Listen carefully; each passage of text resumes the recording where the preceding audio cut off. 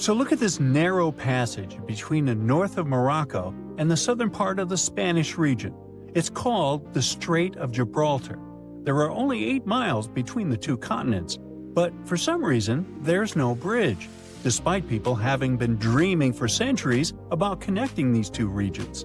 There are places in the world where a bridge over water stretches for a much greater distance. For example, the Lake Pontchartrain Causeway near New Orleans, Louisiana, goes for 24 miles, which is 3 times the length of the hypothetical bridge between Africa and Europe. That's listed in the Guinness Book of World Records as the longest continuous bridge passing over water. It consists of 2 parallel bridges and connects the urban area of New Orleans with small settlements in the north of Lake Pontchartrain. 9,000 concrete piles hold more than 1,000 decks above the water. This large-scale structure was built in the middle of the 20th century. It only took 14 months from the start of construction to its completion. American engineers created a unique technology for attaching concrete piles to the base of the bridge, and this bridge is still functioning. So, what's the problem with building a shorter bridge to connect Africa and Europe? Let's first find out the value of the 8-mile bridge that could connect 2 continents and the reason why everyone is talking about it. In fact, the value of such a bridge would be enormous. Diamonds, oil, minerals. Africa is full of valuable materials, and Europe is happy to buy these things. This theoretical bridge could allow people to transport things for trade quickly and comfortably. But now, the exchange of goods between Africa and Europe is only possible thanks to airplanes and cargo ships, and airplanes are extremely expensive because of hefty fuel price tags. In addition, air travel is often delayed because of bad weather. There are long customs procedures and transportation from the airport to the destination. Ships can also be a problem. The narrow area of the Mediterranean Sea, where the 2 continents are closest to each other, is a dangerous place because of storms and strong currents. The transportation of your diamonds is highly dependent on weather conditions. The second advantage of such a bridge would be the creation of tens of thousands of jobs. People from Europe and Africa would build hotels, ports, parks, and even small towns for each other. The coastal parts of both continents would become a new economic center. And just imagine how much investment those places would attract. Europe and Africa would be much closer than ever before. You could drive from a small Spanish town to a safari park in northern Morocco, buy Moroccan tea, get some argan oil, and go home for the evening. Or you could take a high-speed train across the beautiful Mediterranean Sea. People would open hundreds of restaurants, amusement parks, shopping malls, and a museum next to this bridge. But, unfortunately, it's impossible to build such a bridge, at least at the moment. And here's why. The main problem is the Strait of Gibraltar itself, because of its strong currents and seismic activity. How can you start large-scale construction if, in a couple of days, an underwater earthquake can trigger giant waves and take all the ships underwater? Even if you build a bridge, rapid streams of water that constantly change direction can shake the entire structure and tear the connecting parts of the construction. The bridge over the Strait of Gibraltar must have a strong, sturdy system that will withstand seismic activity. Huge resources are required to create such a complex structure. Despite the dangerous passage between the 2 continents, it remains one of the busiest points in the world. It's the only place on the planet connecting the Mediterranean Sea and the Atlantic Ocean. About 300 ships pass through this area every day. Not only merchant ships, but also fishing vessels and tourist boats. There are not so many places in the world where you can watch whales coming out of the water. Not only people, but also marine creatures often visit this passage because of the peculiarities of the sea currents. But we'll talk about that later. Another problem is the depth of the strait. In simple words, any bridge over the water is built on long metal piles. Builders and engineers stick piles into the seabed and use them as a holding base for the whole construction. But installing such piles firmly enough is a difficult task because of the uneven seabed. The seabed has a unique geological landscape, irregularities, and different densities of the Earth's rock. There are also reefs, rocks, and pits. Any seabed requires extensive geological studies before piles are installed. However, the bottom of the Strait of Gibraltar is especially difficult because of its depth, almost 3,000 feet. It's one of the deepest straits in the whole world. Just imagine, you'll need the height of 10 Statues of Liberty to reach the surface of the water from the bottom of the strait. What kind of pile should be used there to hold the entire bridge?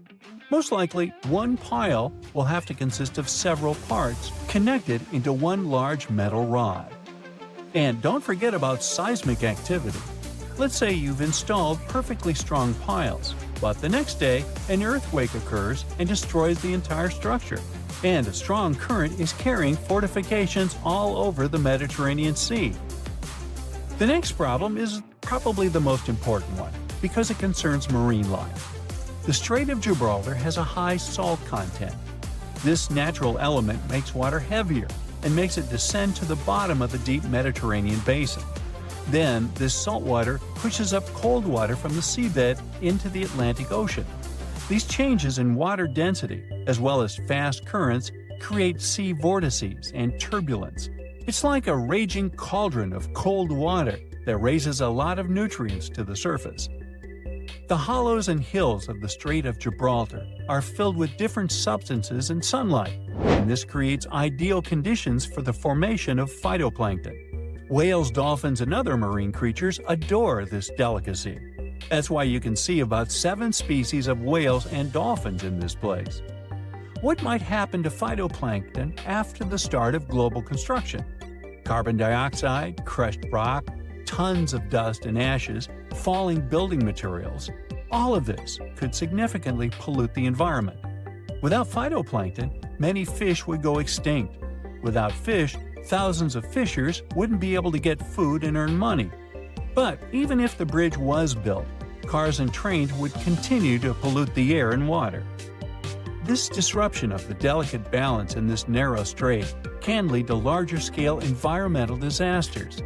Dolphins and whales may leave to look for food elsewhere, and thus take resources from other marine inhabitants. Like falling dominoes, one problem can follow another. And all this because of one bridge. In 2007, the Spanish Ministry of Environmental Protection introduced speed limits for all ships sailing through the strait in order to not disrupt the delicate balance of nature. At the beginning of the 20th century, a French engineer proposed a project of a bridge, but it was rejected because it was too complicated and costly. People also tried to develop a 23-mile-long tunnel, but this project also faced financial and technical difficulties.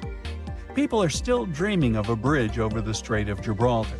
Perhaps, in the future, when we develop cooler technologies, we'll be able to build this thing. Oh, by the way, there hasn't always been water between these two regions.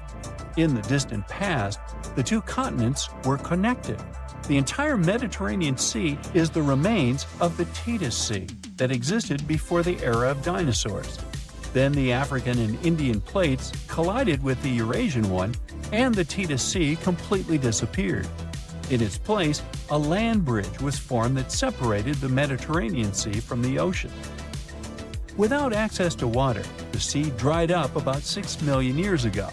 But then, when the bridge came down, the water began to fill the dried-up pool. For tens of thousands of years, the narrow plate sank lower and lower, and the Mediterranean Sea eventually got its current water levels. Quaijan volcano in Indonesia is not your ordinary lava-belching mountain. Instead of producing black smoke and red lava, as most volcanoes do, this eccentric guy lets out a blue flame and electric blue lava. This phenomenon occurs because the volcano contains some of the highest levels of sulfur in the world, and when the sulfuric gases interact with scorching air and get lit by the molten lava, they start to turn blue. Unfortunately, you can see this mesmerizing sight only at night, but you can smell it all day long. By the way, the world's largest acid lake is also located inside this crater. The Dead Sea has a high concentration of salt and minerals compared to other seas, even though it's technically a lake. Swimming is almost impossible, but people go there for the natural chemicals for the body. Floating on the surface is a great way to relax. This ancient body of water got its name because no macroscopic organisms can live there since it's 9.6 times saltier than oceans. Only a few bacteria and fungi can be found enjoying the salt. It's also Earth's lowest elevation on land at 1,400 feet below sea level. An underground crystal cave exists in Mexico, and it looks like some interstellar world. It's roughly 1,000 feet beneath the surface, with each spike measuring up to 35 feet in length and weighing up to 55 tons. These are some of the largest crystals in the world. Luscantire Beach is an endless strand of white sand dunes and azure water. But don't let the tropical vibes fool you. It's located in Scotland. That's why it mostly looks like this during May and June only. In December, the place gets only an average of 1 hour of sunshine per day, making it way more dramatic in monochrome. The Georgia Guidestones is a collection of giant stones in a star pattern.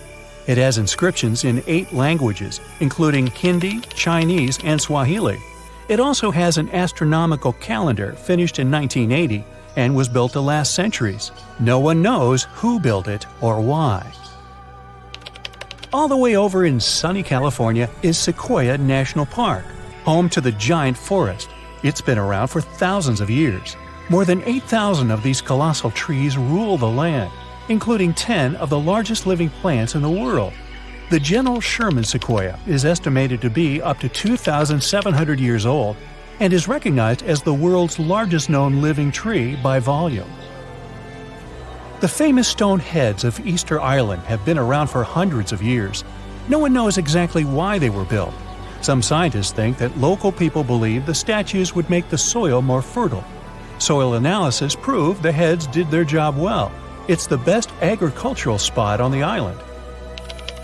The chemical composition of the ancient hot springs in Pamukkale, Turkey, makes the water pouring over the edge look magical.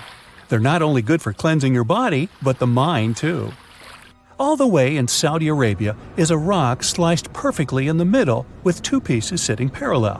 What makes Al Nasla so unique is that it wasn't artificially done, but is a result of nature's work over the years. Now, this glacier may look like someone dropped tons of red paint in the middle of Antarctica, but it's actually the natural color. Blood falls is a result of extreme salted water mixed with iron oxide, giving out this eerie vibe in the middle of nowhere. In early May 2018, New England observed one of the scariest and most dangerous phenomena ever, a super long-track tornado. The frightening natural phenomenon started not far from Charleston, New Hampshire, and traveled toward the town of Webster in Merrimack County. It took the tornado 33 minutes to cover 36 miles and become the 3rd on the list of the longest track tornadoes in New England. In the Philippines, you can swim in some of the most crystal-clear waters and discover an underwater world below you in the province of Palawan. The municipality of Coron has white sandy beaches with many small boats riding through the many amazing sceneries. Tristan da Cunha is a small volcanic archipelago in the Atlantic, with the only neighboring cities of Buenos Aires, Argentina, and Cape Town, South Africa. It takes 7 days by ship to get to this unique place. If you want to escape from the rest of the world, staying with the 280 locals will make you feel like you're away from everything. During the first week of January 2018, unusually cold weather in the northeast United States froze the Atlantic Ocean in North Falmouth, Massachusetts. What's more, the ocean was frozen so thoroughly that people were walking on the waves. Now, that's obviously something you don't see every day. Red sand is what makes this beach unique and why tourists flock to Tianjin, China. A red-colored plant called a Sueda salsa dwells in the saltwater. The whole beach is covered in red, with only the top layer of the sea visible. If there ever was a thing that said, "I defy gravity" out loud, it's the stone of Tabasco in Argentina. The huge 300-ton boulder stands precariously on the edge of a cliff and rocks a little bit from side to side in the wind. People even checked it by putting glass bottles under one of its edges. They exploded with another movement of the rock. Unfortunately today, you can't see this wonder of nature as it was a century ago. In 1912, the boulder suddenly dropped from its perch, which it had occupied for literally hundreds of years. The people of the nearby town of Tandil were so sad about this event that 95 years later, in 2007, they decided to restore the stone. They made a plastic replica of the rock and put it on the same spot and even in the same position. So, even today, coming by Tandil, you can see its famous balancing boulder. More of a symbol now, of course, because it's no longer rocking and only weighs 9 tons, but instantly recognizable nonetheless. Socotra is an alien-like island off the coast of Yemen in the Indian Ocean with one of the most unique trees ever seen. It's called the dragon tree, and it can only be found on this amazing island. In 2008, it was labeled as a World Heritage Site. If you ever see a tight burning column of air, don't panic, it's not the end of the world. The creepy combination of whirlwind sounds and scorching inferno means that you have crossed paths with a fire tornado, also known as fire twister or fire whirl. This dangerous phenomenon occurs mostly during wildfires. These fires create a big area of super hot air just above the ground. When this scorching air gets mixed with the cooler air higher up, it results in a whirlwind that churns up burning debris and flames. The most powerful firenadoes can stretch hundreds of feet into the air. The House of Mystery in Gold Hill, Oregon, amazes its visitors with gravity-defying effects. You can't stand straight there, always leaning to the side and having to hold on to something for balance. Balls roll upwards. There's also a broom that stands perfectly still wherever you put it, unlike virtually everything else in the shack.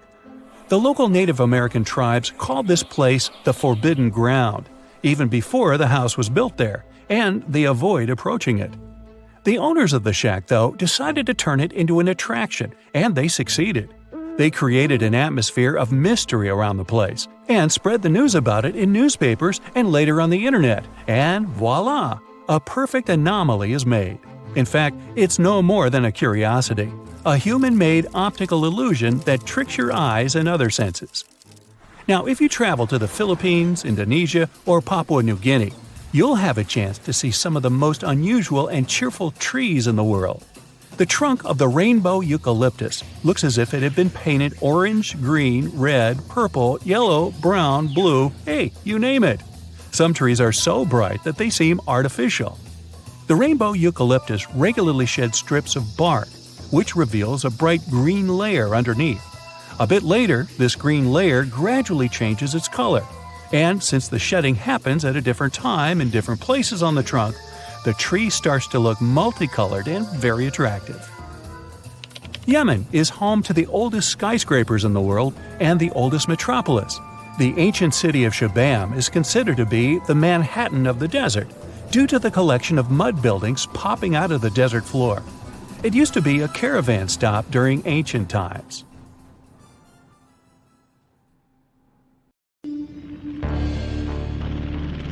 In 1945, 5 TBF Avenger aircraft took flight for a routine training exercise around the Bermuda Triangle. In the middle of the exercise, the planes were struck by intense rain and heavy winds despite the clear weather forecast. The pilots became extremely disoriented and radioed the base to report that their navigational equipment had stopped working. The last thing the base heard was, "When the first plane drops below 10 gallons, we'll all go down together," and then static. The 5 planes and their 14 crew members were never seen or heard from again. On his very first voyage to the New World in 1492, Christopher Columbus sailed through the Bermuda Triangle. Columbus reported that one night when he was on the deck of the ship, he noticed a giant light appear in the distance, unlike anything he had ever seen before. Columbus looked at his compass for direction, and it gave off erratic readings. You might have noticed that the Bermuda Triangle doesn't appear on any world map. This is because official institutions refuse to acknowledge that the area actually exists. A popular theory suggests that rogue waves are responsible for the many disappearances. Rogue waves are called extreme storm waves by scientists. They occur when different weather patterns take place at the same time and cause large, unexpected waves. Witnesses say that the waves look like giant walls of water. These waves could explain why ships go down fast and without leaving any trace. The Bermuda Triangle is home to some pretty intense and unexpected weather. Storms build up quickly and unexpectedly, then disappear soon after. If you blink, you might miss it. This could explain why few distress signals are issued. Pilots and sailors never saw the weather coming. No one knows exactly how many ships and planes have disappeared in the Bermuda Triangle. The rough estimate is 50 ships and 20 planes. Most of the time, the disappearances had no explanation and no wreckage has ever been left behind. Another bizarre theory trying to solve the Bermuda Triangle mystery comes from Charlie Berlitz. He insists that the area is home to the lost city of Atlantis. The missing ships and planes and malfunctioning equipment, according to him, were all caused by rays of energy let out by the special energy crystals that power Atlantis. While this sounds silly, Berlitz's theory was convincing enough that over 20 million people bought his book worldwide. In the year 1800, a large sailing vessel called the USS Pickering departed from the U.S. on its way to the West Indies. The ship sailed into the Bermuda Triangle along with its 90-man crew and was never heard from again. The USS Pickering was the first ever confirmed ship to vanish in the Bermuda Triangle. It's believed that the ship was taken out by a storm, but because no wreckage was ever found, we'll never know for sure. When the TBF Avenger planes went missing, a massive search operation was conducted. Boats and planes searched the Bermuda Triangle for any signs of the aircraft. One of the boats searching was a PBM-5 Mariner airboat. The airboat took flight at 7:27 p.m. and called in a routine radio message 3 minutes later. Then, it was never heard from again. No trace was ever found of the rescue airboat or the 5 Avenger aircraft. An enormous investigation was launched into the disappearance of all these vehicles, but nothing was ever discovered. This particular area of the ocean is one of the most heavily traveled shipping routes in the world. Some skeptics believe that this fact solves the mystery. Statistically, the busier the area, the higher the frequency of accidents and disappearances. While this makes sense, it's not the frequency of disappearances that's responsible for the mystery of the Bermuda Triangle. It's the lack of explanation or wreckage found. On the ocean floor, decomposing organisms let off large concentrations of methane gas that gets trapped under the water. This gas can build up until, boom, it ruptures. The gas surges up to the surface and erupts. If a ship was in the area of one of these ruptures, the water would become much less dense and cause the ship to sink rapidly and without warning. Scientists believe this could be the cause of the many disappearances in the Bermuda Triangle. While this theory makes a lot of sense, it doesn't seem too likely. The U.S. Geological Survey has stated that no large releases of gas are believed to have occurred in this area for the past 15,000 years. The ocean floor is made of rocks containing a lot of magnetite. It's more like iron. Magnetic fields react to high concentrations of magnetite on the ocean floor, which may start a sort of conflict between the two. It can often lead to various weather anomalies and, as a result, navigation issues. And, naturally, any changes in the ocean floor or the Earth's magnetic fields influence the Bermuda Triangle a lot. Since the magnetic field is constantly moving, it might be also taking the Bermuda Triangle with it. Now that people know where the triangle is, it's easy to avoid it. It supposedly moves eastward together with the magnetic poles. But scientists still can't answer where exactly it will be in a couple of years. Some people blame all the disasters on the extraterrestrial paranormal activity. Others suppose it's all about raging natural phenomena. There's another triangle in Lake Michigan. Just like the one near Bermuda, the Michigan Triangle got its shady reputation for some disappearances. The first recorded one dates back to 1679. A large vessel, one of the largest of that time, set out on an expedition, yet once it got in the sinister triangle, it never came back. Much later, an aircraft disappeared in this triangle. The skies are usually very clear there, but back in 1883, some people witnessed abnormal things in the area. Some claim to have seen large blocks of ice falling from the skies, and the crew even managed to save one as hard proof. Meanwhile, the Pacific Ocean Mystery Area is another sinister triangle. Off the south coast of Japan, not far away from Tokyo, there's a sea where plenty of ships met their doom, disappearing without a trace in these waters. They call it the Devil's Triangle. Some scientists believe the cause of anomalies is the environmental changes. Also, there's a really high concentration of methane hydrates on the bottom of the ocean in the Pacific Triangle area. You're deviating from your original course and sailing in the wrong direction. There's the Caribbean Sea near the triangle, peppered with small islands. The seafloor here isn't deep. The ship can get in shallow waters. And now the ship is stuck on a shoal, and you have no idea where you are. If this were the 21st century, the ship's captain would be able to reach the shore using GPS and other modern navigation.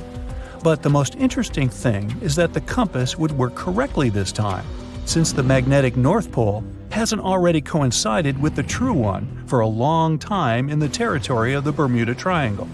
The agonic line is somewhere far away from here.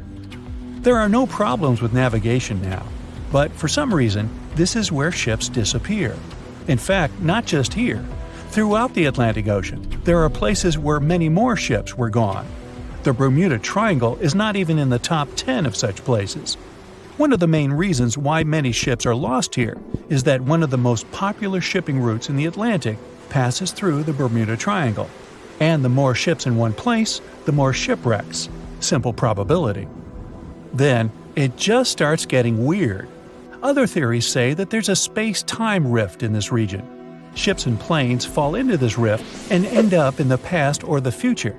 But for some reason, there's not a single proof of this myth. There's no reason to think that the rift is hidden somewhere here. The base of an extraterrestrial civilization is located in the Bermuda Triangle. Visitors from other galaxies steal sea vessels along with the crew, so no one finds the wreckage of the ships. This is also a popular myth that has no scientific justification. The Kraken lives somewhere in the triangle. It's a huge squid that sinks ships and also is a legend that sailors tell each other. However, gigantic squids live in the depths of the ocean. They can grow to the size of half a train car, but no cases have ever been recorded where they sunk a large vessel. And in the area of the Bermuda Triangle, they have never ever been seen. People in the past didn't know about the existence of these creatures, so when they saw them for the first time, they described them as huge, terrible monsters. Giant squids are some of the most elusive creatures on Earth, and scientists had to use sonar equipment to find them. They don't like to leave the dark depths and are likely to be afraid of the sound of any ship. So, that should squash the squid as a suspect. A strange lake appeared in India 52,000 years ago. It was formed here literally out of nowhere. I recall it was a Wednesday. Anyway, for tens of thousands of years, people came up with various scary stories about the lake. Some locals believe this place was cursed. Others think that the lake's bottom hides the gateway to the underworld. But those are all legends. The real reason for the appearance of this Lonar lake is even more surprising. At first, scientists were sure that the lake was an ancient crater of a long-extinct volcano. It's in a balsam field made of 65-million-year-old volcanic rock. But then, geologists conducted a detailed analysis of the soil and water, and found that Lonar Lake had a space origin. Geologists found a unique glass inside the lake that forms only with a strong impact and energy release. 52,000 years ago, a huge meteorite weighing 2 million tons fell into this place. It was almost 6 times heavier than the Empire State Building. The striking power was so high that the volcanic rock melted and turned into glass. Perhaps the bottom of this lake still contains particles of this giant meteorite that flew to us from the distant space depths. Okay, we have a lake created by a space object more than 50,000 years ago. But even this is not the strangest thing about it. In 2020, the locals noticed that Lonar Lake had turned pink. In just a few days, the salt water mysteriously changed its color. Biologists and geologists immediately took water samples to the Scientific Research Center. The detailed analysis showed that the water contained an increased level of unique microbes. They accumulate on the surface and emit some pink pigment. Soon these microbes settled to the bottom, and the lake became transparent again. Also, rains help the water go back to its usual appearance. These microbes color the lake and make the pink plumage of flamingos even brighter. The birds get food from the Lonar Lake and absorb these pink bacteria. Now, Lonar Lake is a popular place among tourists, but this is not the only thing that may surprise you in India. Our next stop is a small village with about 2,600 people located in a hot rainforest. The locals are very hospitable. They welcome not only tourists, but also one of the most venomous reptiles on the planet. King cobras are crawling in almost every house in this village. Locals are happy to see them as if they were their pets. People share water and food with these animals. They even give the reptiles a special corner where they can relax from the scorching sun. Cobras crawl in houses, schools, and even on the streets. Humans and reptiles are used to each other and feel safe. There has never been a case of a cobra attack in the village. It's the only place in the world where these venomous reptiles live in such harmony with people. Now, imagine a town that consists of many little united villages. The residents are all engaged in agriculture. They know how to extract water from ground rocks, and they bargain well. The town has been thriving for several centuries, and people live happily in it. Then, one day, everything changes. All the residents quickly pack up their stuff and run away from their homes. Overnight, the town becomes abandoned. It is a real story that happened in the state of Rajasthan in 1825. And still, no one knows why the people disappeared from there. The most popular version says that the cruel local ruler collected large taxes from the locals. Then he fell in love with the daughter of the chief of this town and threatened that he would collect extra taxes if the girl refused to be his wife. Citizens decided to support the woman and her father and left their homes in one day. This town is still empty, but the locals from the nearest cities are afraid to approach. Our next stop is the state of Maharashtra. There's a small village there with very positive people. They go to stores, cafes, schools, and banks. Everything here seems quite ordinary, and you wouldn't notice what's so special about this place. But just wait for the night to come. People go to sleep and no one locks their houses. There are no locks at all in this village. The door of any building is always open here. The owners leave the shops, cafes, and libraries open. When locals go to work, they don't lock up their homes either. They don't hide money and jewelry. The reason for this is the complete absence of thefts. The villagers are sure that anyone can get into serious trouble for stealing. According to a legend, about 300 years ago, after prolonged rains and floods, a large black stone slab appeared in the center of the village. This slab symbolized an Indian mythical creature that watched over the locals. At some point, people stopped locking their houses because they knew that no one would dare to commit theft in that creature's face. In 2015, a police station was opened here, but almost no one has reported an incident since then. The building doesn't even have doors because the police don't keep anyone there. Another fantastic place in India is a village in the state of Assam. Hundreds of locals prepare here for an unusual celebration every now and then. They arrange a magnificent wedding ceremony. They set the table, dress up in beautiful costumes, and bring gifts. And all this for the newlyweds. But instead of people, frogs get married here. Locals hold weddings for wild frogs to summon rain. The incredible thing is that the ceremony looks just like a real wedding. The fun can last all day until late at night. Now, there's one dangerous and inaccessible island in India. You can find it in the Bay of Bengal. It's called the North Sentinel. It's a small piece of land that looks like a tropical paradise. But you won't be able to get there. Since 1956, nobody can travel to this place. The Coast Guard is always sailing around and patrolling the area. The reason for this is the local Sentinelese tribe. This tribe lives isolated from the whole world. They don't know about modern technologies, the internet, or television. For centuries, the Sentinelese have lived on their own, away from civilization. And the people from India want to keep it that way. Anyone who approaches their island is welcomed by the tribe with a flurry of spears and arrows, and it doesn't matter if you're coming by boat or helicopter. Another reason why you can't get on the island is the Sentinelese immune system. The Coast Guard is trying to protect the local tribe from possible diseases and infections that outsiders can bring with them. The locals have no immunity from the flu or even a simple cold. They don't know what that is. Also, there are coral reefs and limestone around the island, which significantly complicates the passage of large ships. Despite all the prohibitions, many people tried to get to the island. In 1880, one officer accidentally discovered this island. He went ashore and found a noble soil ideal for growing coconut palms. The officer also noticed several huts on the island, but didn't dare meet the locals. Explorers and travelers presented the islanders with fish as a gift many times. The locals accepted it, asked for more, but still didn't let them approach their houses.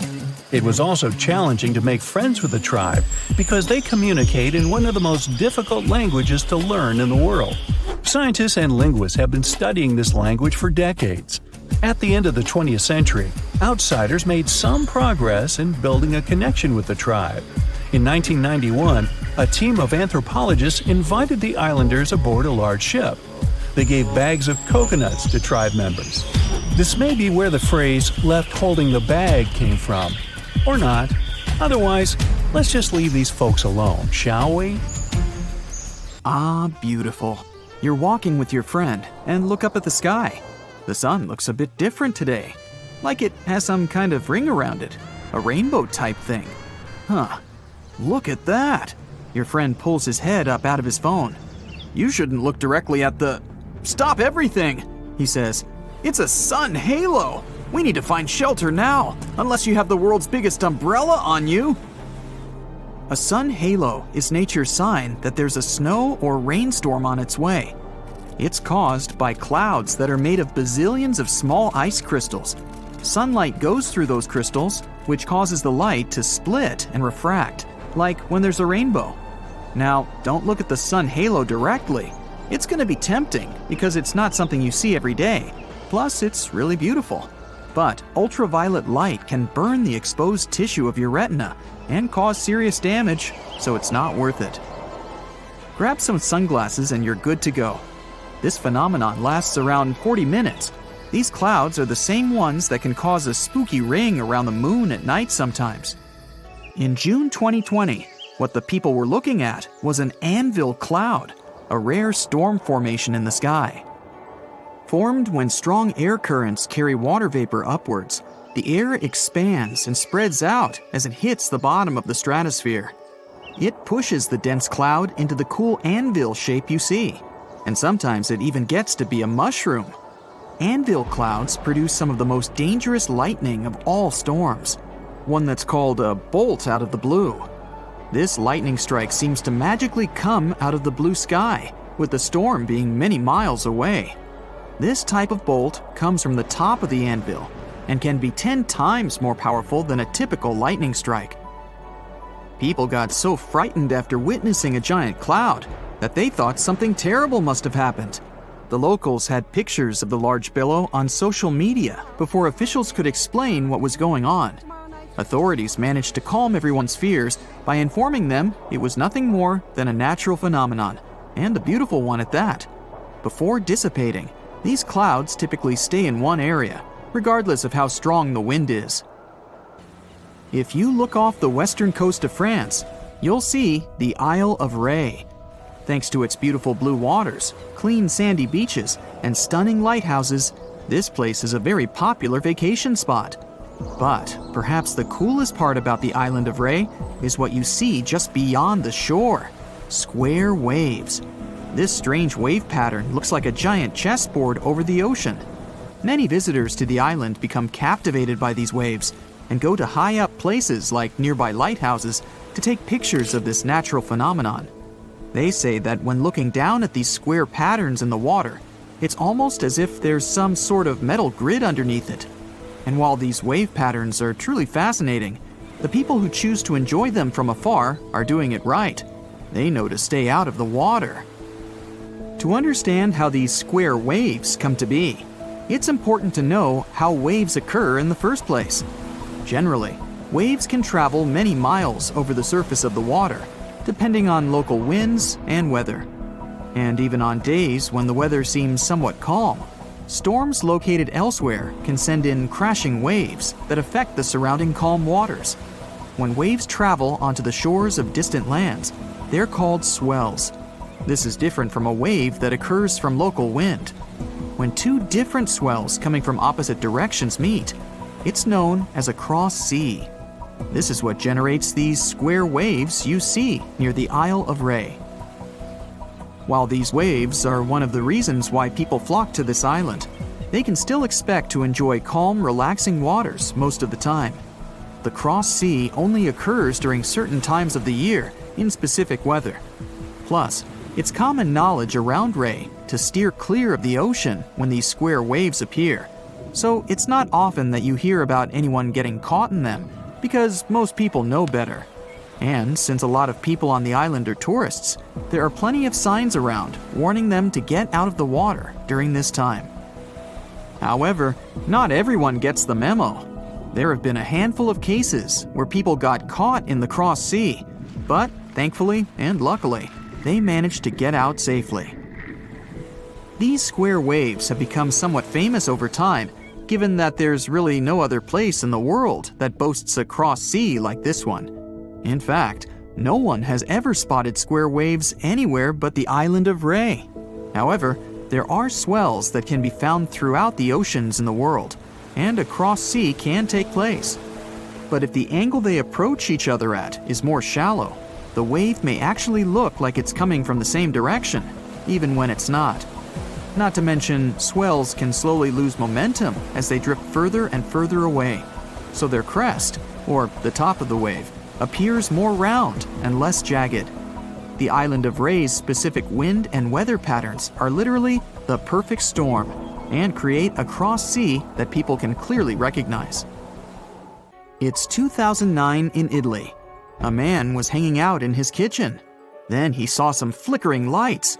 He knew just what to do. He moved his family to a safe place. A couple of seconds later, a massive earthquake hit the whole region. His family survived thanks to his quick reaction. He knew these flickering lights were actually a sign of an upcoming earthquake. People have been seeing these mysterious lights for ages. Some thought it was some kind of sign coming from space. Scientists never used to take them seriously, but after the invention of photography, more and more evidence of these strange lights appeared. Soon, they realized the connection. The lights appear, and pretty soon, the earthquake hits. After a bit of digging around, they actually found some records of these earthquake lights from hundreds of years ago. There were bluish flames coming out of the ground right before an earthquake. Oh, creepy. The Christmas Island crab is part of an amazing phenomenon once a year. Their migration period is determined by the phase of the moon and the first rainfall between October and February, although the precise date can't be predicted. Once the crabs have been prompted, they leave their homes amongst the forest and migrate in massive hordes towards the sea. Numbering in millions, a sea of red crabs is observed as they make their journey across the island, creating roadblocks and making their way to the ocean. There, they lay their eggs and then make their trek back, returning to the forest until the next year. There are bridges in the Indian state of Meghalaya that are created entirely of living tree roots. The bridges are made up of tangled, thick roots that are strong enough to hold over 50 people at a time. The Khasi and Jaintia tribes became masters in the art of growing these insane bridges. They need them to cross the streams below with ease. Some of these root bridges are over 180 years old. To make them, the members of the tribes care for the roots until they grow long enough to reach the opposite bank. It can take as long as 10 to 15 years to grow a bridge. In the process, the roots become tightly entwined with one another. This is how the bridges get so strong. And once a bridge is fully grown, it can last for over 500 years. While some roots decay, new ones are continually growing. That's why the unusual natural constructions last so long. Light pillars are colorful beams of light that either jet up from Earth towards the sky or shine down from the clouds. Usually, they only occur in cold temperatures, as they form when the sunlight gets reflected off ice crystals floating in the air. The higher the crystals are in the air, the taller these bright and colorful pillars become. They're most common at sunrise and sunset. There are hidden caves all over the world that are filled with glowing light. This light comes from hundreds of glowworms that have made a cozy home in the caves. Some of the caves are more than 30 million years old, and most of them can be found in New Zealand and Australia. The worms themselves don't actually glow, but baby worms, called larvae, form silk strings made out of mucus. These strings form nets. It's these nets that can illuminate the entire cave. Their purpose is to attract flies and other tasty insects for the glowworms to munch on. Rainbow trees are 100% a real thing. Hailing from the Philippines and Indonesia, these colorful wonders are called rainbow eucalyptus, or rainbow gum. The rainbow hues are created by the contrast in colors of old and new bark. As the thin surface layers of bark peel away, they reveal newer ones with brighter, more eye-catching colors. The brand new bark is green. Then it changes to purple, then red, and finally brown.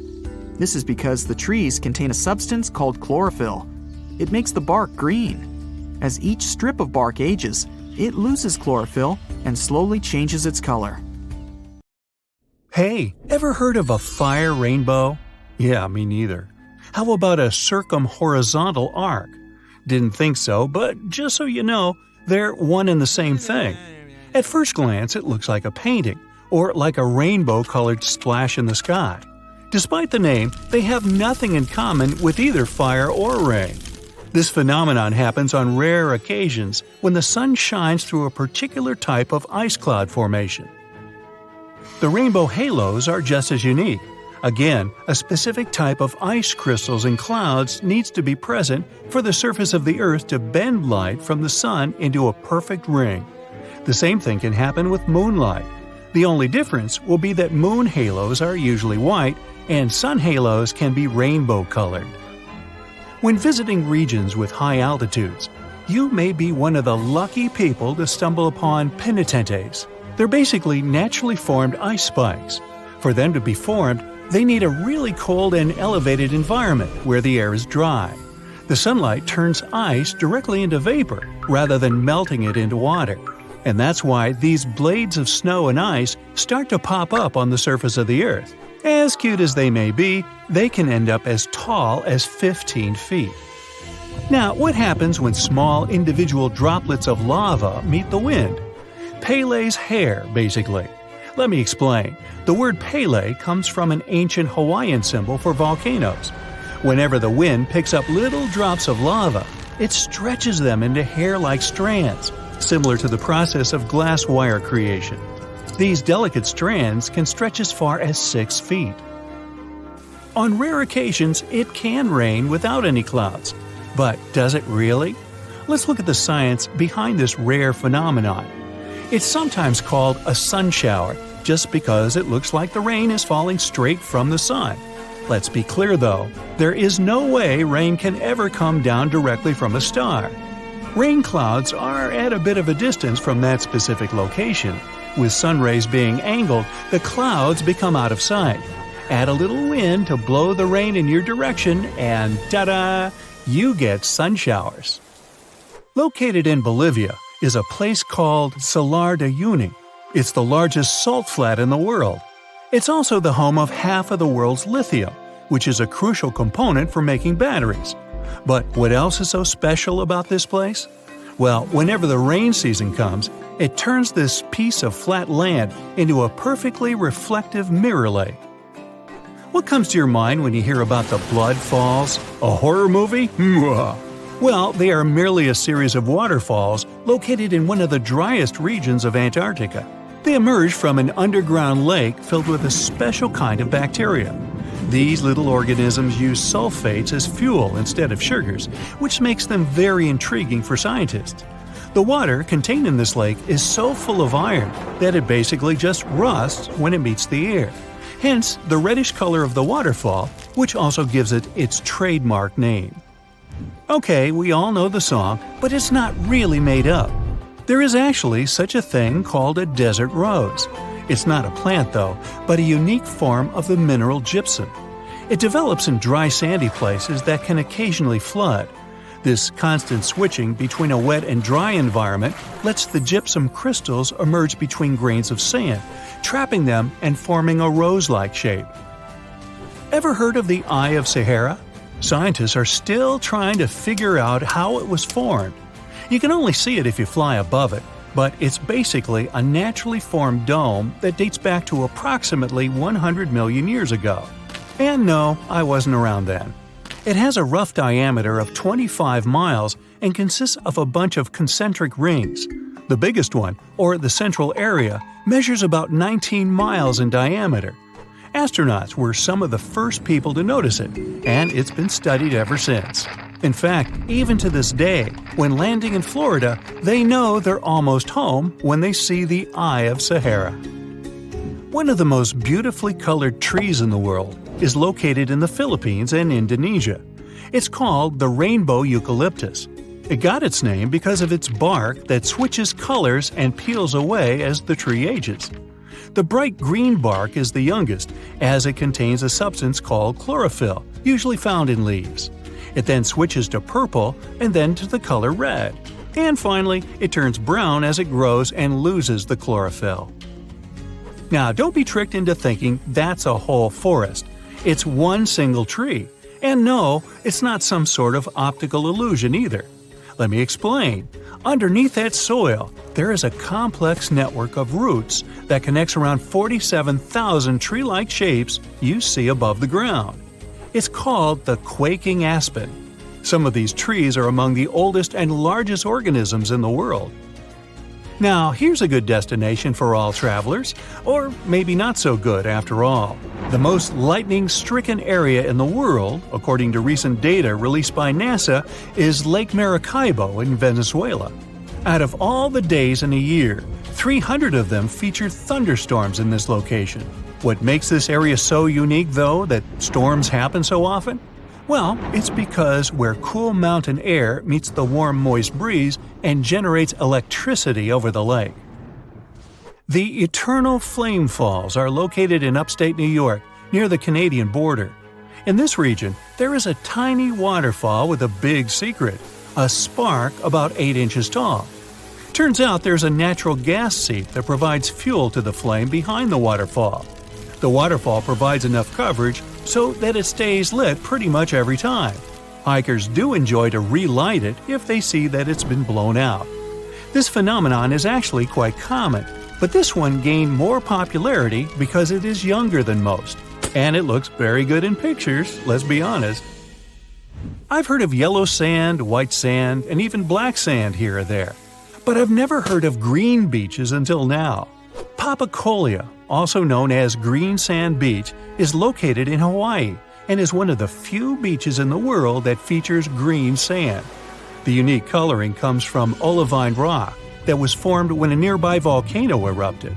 Actually, in Hawaii, all the volcanoes are nearby. Move over green sands because some of the other beaches around the world can even glow at night, and it's completely natural. The culprit? A little thing called photoplankton, or microalgae as they're sometimes called. They're basically little plants that contain chlorophyll and need sunlight in order to live and grow. Most photoplankton kinds are able to float in the upper part of the ocean, where the sunlight can still reach them beneath the water. When the photoplankton gets agitated by the movement of waves and currents, they emit light, which looks like some glow during the night. These special microorganisms are found on beaches in a lot of places around the world, such as the Maldives, Puerto Rico, and the Everglades. At the base of a mountain located just outside of Afton, Wyoming, is a little river called the Intermittent Spring. There are only 3 of this kind in the whole world, but what makes this little string of water so mysterious? Well, the fact that it starts and stops every few minutes. Scientists have yet to pinpoint precisely why this happens. They speculate that it's basically just a siphon effect that happens deep within the ground that causes the river to just start and stop so often. Should you ever be interested in checking it out, be sure to do so in the late summer, as that's when the intermittent spring is most active. Do you see the irony here? You can only see the spring in the summer? Okay, I'm done. There are places on Earth over which planes can't fly. They are restricted airspace zones you can't enter for security or secrecy reasons. There are 5 types of protected zones: areas of cultural, political, historical, and environmental significance, and areas that are protected to ensure visitors' safety. Let's have a look at the most famous of them. Firstly, it's Washington, D.C. and the White House. It's a very protected zone. No one can fly over it if they're less than 18,000 feet above sea level. There's an airport close to the White House, and the restrictions cause a lot of trouble for pilots and passengers. Pilots have to maneuver very carefully so that they don't accidentally enter the restricted zone, because the consequences are quite severe. Passengers usually don't have a very pleasant time at the beginning of their flight, all because of the maneuvers pilots have to perform, trying to avoid entering the protected zone. Once, in 2005, a pilot accidentally veered into this zone, and just because of it, the capital was evacuated. They don't take any chances. If there's someone or something in the protected airspace, it's assumed to be dangerous by default. Next up is Camp David. It was built back in 1938 in the countryside of Maryland. Originally, the camp was called High Catoctin. Built in 1953, the USA's 34th President, Dwight D. Eisenhower, named it Camp David, in honor of his father and grandson.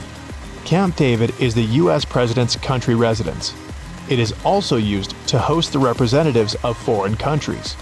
Since there are so many important people staying in this place, there is a 3-mile no-fly zone around it and a 5-mile above sea level no-fly zone over it. The next place is also important to one of the former American presidents. The Bush family compound is the summer residence of George Bush's family in Maine.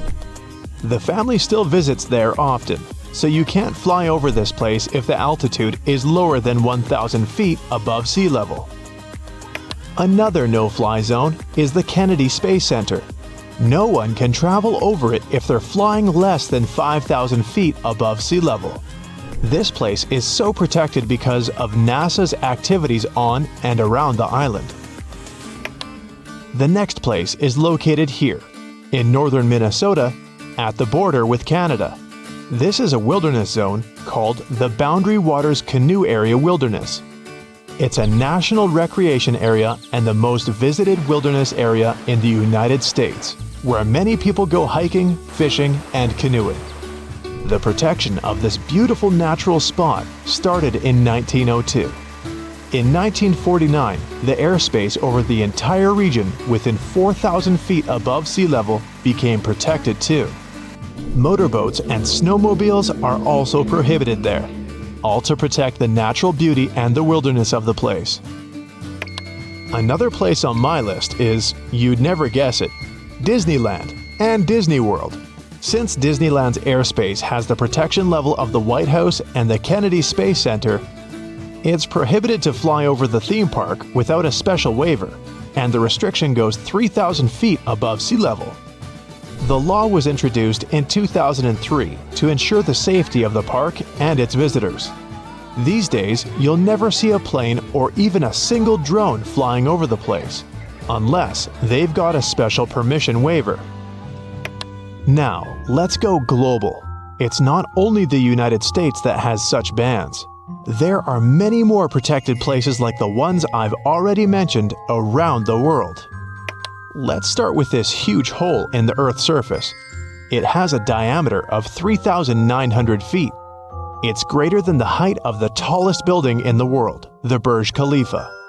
In fact, it's 1.5 Burj Khalifas, and it's also more than 1,700 feet deep, which means the pit could fit a 140-story building. The giant pit is a diamond mine located in Mirny, a town in Siberia.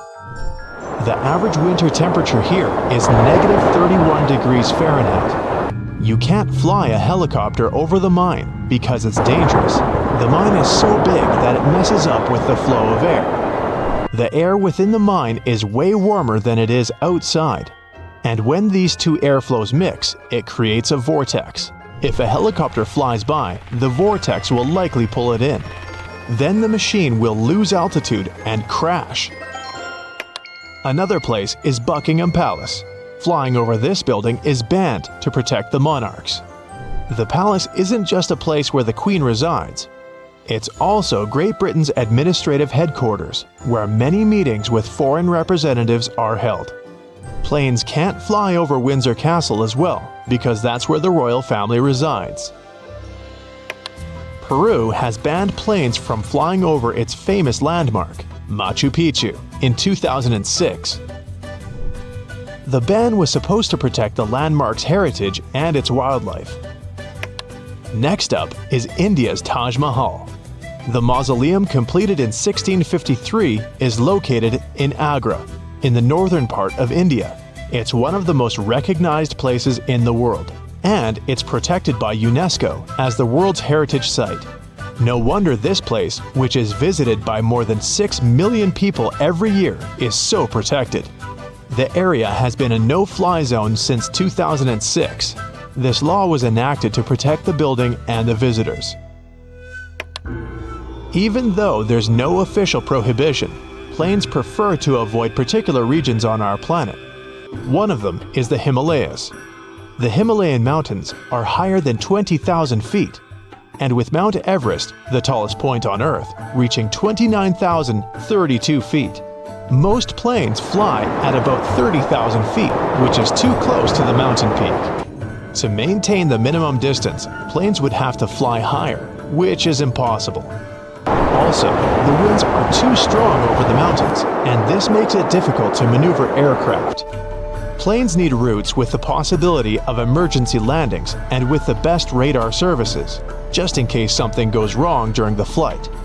The problem is that there's almost no radar services in the Himalayas, and pilots wouldn't be able to communicate with air traffic controllers on the ground. An emergency landing is only possible on flat surfaces, and there are none of those in the Himalayan region. The risk is simply too high with mountains everywhere. If you don't think it's already dangerous enough, there's more. If something, for example cabin decompression, happens to an aircraft at such altitude, the plane will only have enough oxygen for around 20 minutes. When this oxygen runs out, the plane must descend to at least 10,000 feet above sea level to replenish its reserves. And that's impossible to do in the Himalayas because of the mountains all over the place. Another tough route goes over the poles. And to take that one, a plane needs special approval. The problem here is that the pole can mess up the aircraft's navigational system. Compasses there go totally wild and become of no use at all. Earth's North Pole has a very strong magnetic field that's constantly changing. If the magnetic field moves, the true north starts to differ from what pilots see on their devices. Then it gets difficult for them to find the correct runway. By the way, runways are named according to how far away from the true North Pole they are. If the magnetic field moves and causes the pilot to adjust navigation, they can't be sure whether they're going to land on the correct runway. So, only several planes actually fly there, and they have to go through special preparations, get particular navigational devices, and an approval to travel there. And still, no one flies directly over the North Pole.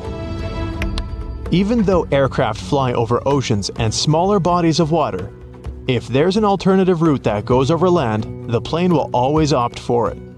Interestingly, flying over water is usually smoother than flying over land, especially at lower altitudes. That's because there's less turbulence there. The main reason for turbulence is hot air rising from the ground.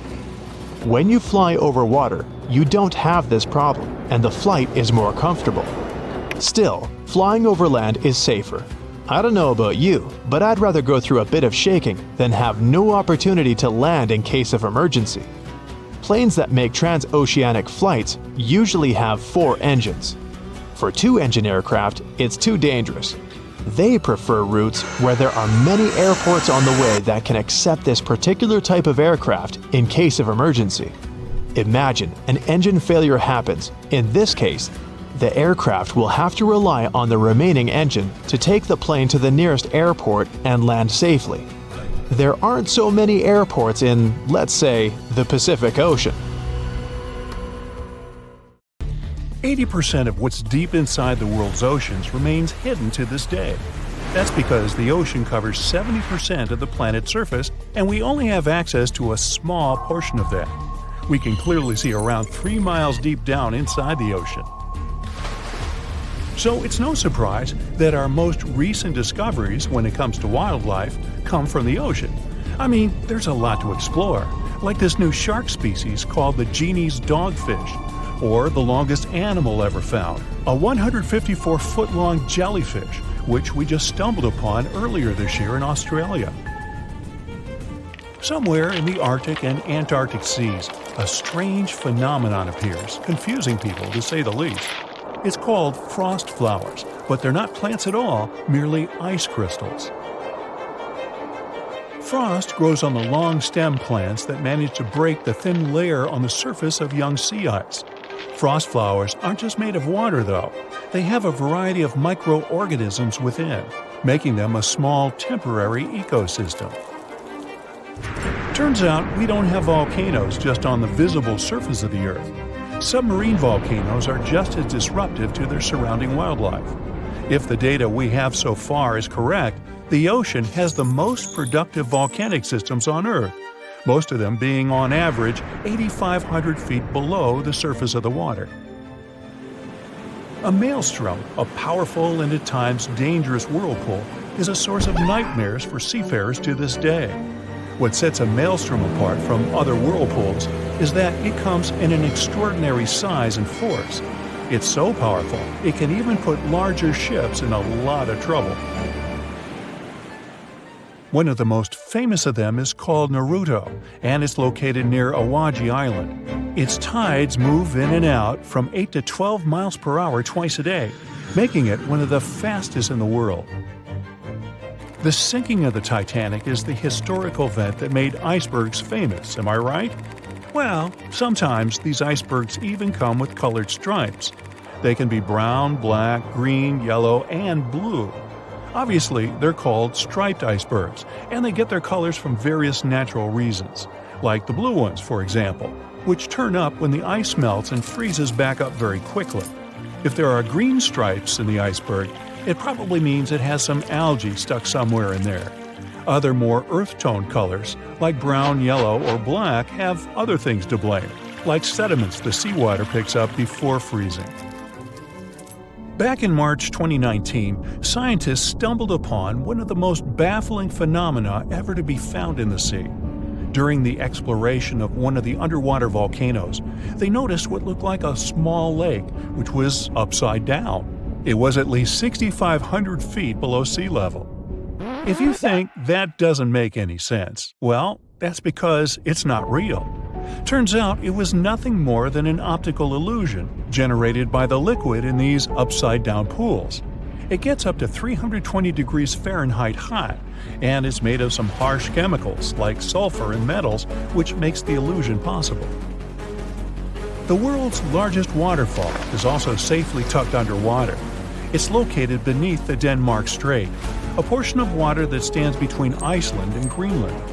If you suddenly grow fish gills, dive in there, and manage to comfortably breathe underwater, you'll be able to see a series of waterfalls that begin at 2,000 feet under the surface, but then drop down to a depth of 10,000 feet. In 2011, Swedish treasure hunters discovered an object on the bottom of the Baltic Sea that they described as strange and mysterious. It's oval shaped with unusual stair formations. The head of the team who made the discovery supposed it must have been constructed tens of thousands of years ago, even before the Ice Age, and could have been part of the underwater city of Atlantis. Experts who analyze the object believe it to be a regular glacial deposit or some other natural formation, but they still don't know for sure. Now, they don't call it the Black Sea for nothing. Located at the southeastern extremity of Europe, it even has sea smoke, which is basically steam coming out of the surface of the water. This happens because of the humidity of the oceanic water, which neutralizes the cooler wind blowing on the water surface, creating this vapor-like phenomenon. If you ever check out the ocean surface during sunset and sunrise, you might get lucky enough to see green flashes. You'll have to pay attention though, because it merely lasts for a couple of seconds. They happen because of the natural prismatic effect of the atmosphere of the Earth. During sunsets and sunrises, light emerging from the sun gets diverged into multiple colors, a process that looks like there's a green flash emitted by the water. Red tides do happen a lot of times, and although there's no need to panic when you see one of those, you still must be careful. The technical term for this phenomenon is algal blooming. It happens when there's a rapid growth or blooming of algae in the waters of the ocean. Because of the chemicals these algae contain, they may be trouble for birds, animals, and even humans. So don't be so quick to jump into the waters should you ever experience it. Octopuses and squid have a special trait that sets them apart from other sea creatures. They have 3 hearts. Wow, Valentine's Day must be very special for them. It doesn't necessarily make them more romantic, but they do need these 3 hearts to function properly. They have 1 major heart that helps with circulation all around their bodies, and 2 bronchial hearts that are responsible for pumping near their gills. So, with 3 hearts and 8 arms, when the octopus hugs you, you'll know she's very sincere. Based on a study published in 2013, dolphins have names for each other, particularly bottlenose dolphins, which have their own special whistles, just like human names.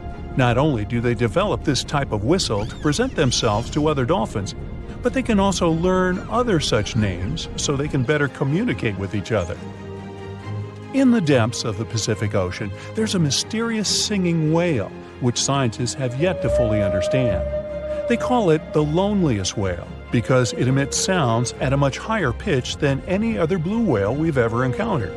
No one has ever seen it though, so researchers believe its strange tune may be keeping it from actually finding a partner. Aww.